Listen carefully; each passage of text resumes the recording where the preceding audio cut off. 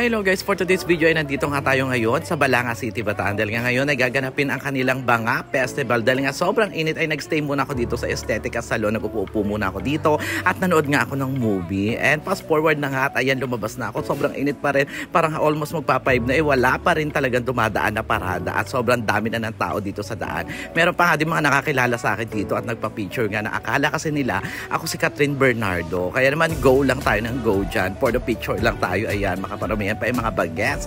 Kaya naman super pa-pictures nila, ganyan. Sobrang dami na nga ng tao at eto na nga maya-maya andyan na natatanaw ko na. And eto na nga, panoorin na natin ang kanilang Banga Festival dito sa Balanga City, Bataan. O diba, umiksena muna ang akla. Wana chika, go na.